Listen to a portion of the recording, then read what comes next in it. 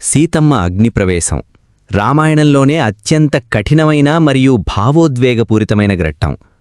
లోకమాతైన సీతమ్మ అగ్నిదేవుడి సాక్షిగా తన పవిత్రతను ఎందుకు నిరూపించుకోవాల్సి వచ్చింది? రాముడామెను అనుమానించాడా, లేక దీని వెనక ఏదైనా మాయాసీత రహస్యం ఉందా? ఈరోజు మన వీడియోలో అగ్నిపరీక్ష వెనక ఉన్న అసలు కారణాలు మరియు ఆ తర్వాత జరిగిన ఊహించని పరిణామాల గురించి తెలుసుకుందాం. సీతమ్మ అగ్నిప్రవేశం వెనక ఉన్న అసలు రహస్యం. 1.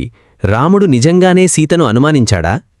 లంకలో రావణుడిని సంహరించిన తర్వాత సీతమ్మను చూసిన రాముడు కఠినంగా మాట్లాడతాడు. నీవు పరాయి వ్యక్తి ఇంట్లో ఉన్నావు, నిన్ను స్వీకరించడం ధర్మం కాదు అని అంటాడు. ఇది విన్న సీతమ్మ కుమిలిపోతుంది. నిజం, రాముడికి సీతమ్మ పవిత్రత గురించి తెలుసు.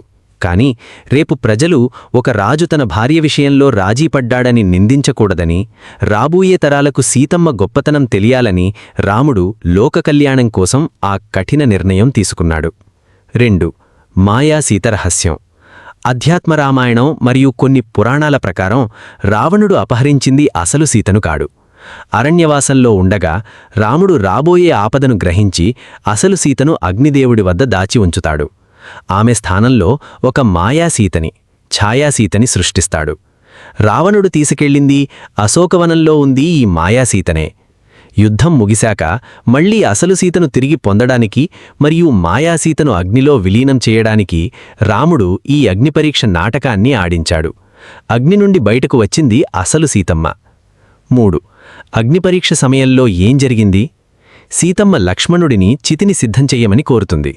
ఆమె అగ్నిలో దూకగానే అగ్నిదేవుడు ఆమెను ఏమాత్రం కాల్చకుండా స్వయంగా ఆమె చేతిని పట్టుకుని బయటకు తీసుకువస్తాడు.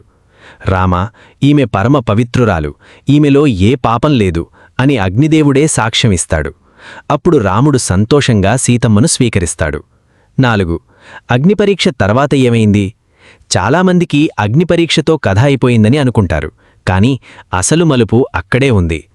అగ్నిపరీక్ష తర్వాత సీతమ్మ అయోధ్యకు వచ్చి పట్టాభిషేకంలో పాల్గొంటుంది.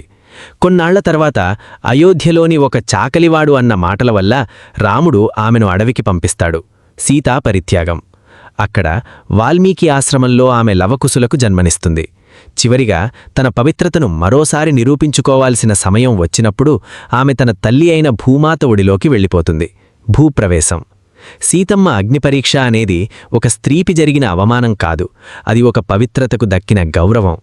లోకానికి ఆదర్శంగా ఉండడం కోసం ఒక భార్య, ఒక భర్త ఎంతటి బాధనైనా అనుభవిస్తారని ఈ కథ మనకు నేర్పుతుంది.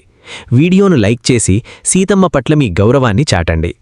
మాయాసీత కథ గురించి మీకు ముందే తెలుసా? కామెంట్ చేయండి. ఇలాంటి మరెన్నో అరుదైన పురాణ విశేషాల కోసం మా ఛానల్ని సబ్స్క్రైబ్ చేసుకోండి. జై సీతారాం.